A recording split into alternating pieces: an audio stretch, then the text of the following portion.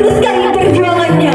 Pemuda panutan bagi bangsa, seharusnya tak abai pada tugas dan peranan semestinya. Karena pemuda adalah harapan bangsa. Wahai para pemuda, jangan sia-siakan jasa mereka. Mereka yang telah berjuang demi negeri ini. Marilah para pemuda bangkit.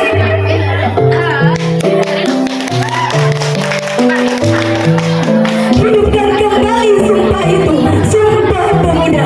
Ruang gerakmu seharusnya merdeka, tanpa ada rekayasa penguasa, apalagi berkarya merdeka di perusahaannya.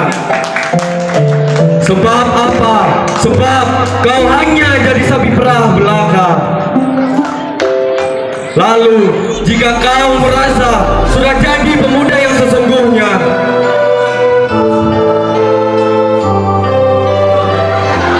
punya alasan yang nyata untuk kebutuhan tak bisa dihindarkan, yaitu uang. Mungkin yang perlu dipertimbangkan adalah kelangsungan masa depan.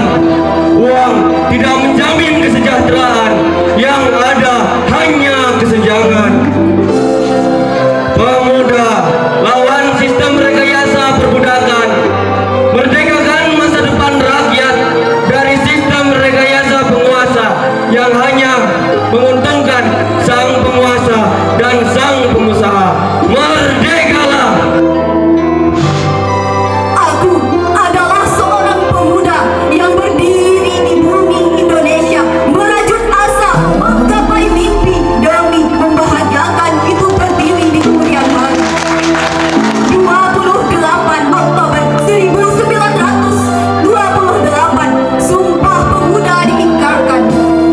Berbangsa yang satu, berbahasa yang satu, tanah air yang satu, tanah air Indonesia.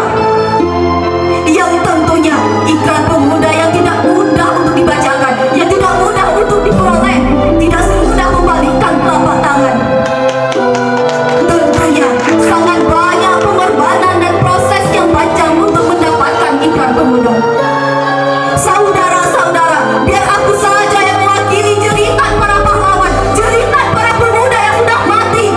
Mereka berkata, ada apa dengan pemuda Indonesia? Mengapa mereka dengan mudahnya mengubah kesuksesan yang telah kami raih? Mengapa pemuda? Mengapa saudara? Itu karena bangsa Indonesia, pemuda Indonesia, pola pikirnya sudah dijajah oleh virus radikalisme dan terorisme. Perkembangan teknologi yang pesat bagaikan pisau bermata dua, yang mana di satu sisi memberikan dampak positif bagi bangsa Indonesia, yang membuat teknologi di Indonesia, yang membuat informasi di Indonesia begitu berkembang pesat. Tetapi di satu sisi lainnya memberikan dampak negatif bagi Indonesia, yang membuat pemuda Indonesia bertolak belakang dari pemuda pada zaman dahulu. Oleh karena itu saudara, mari kita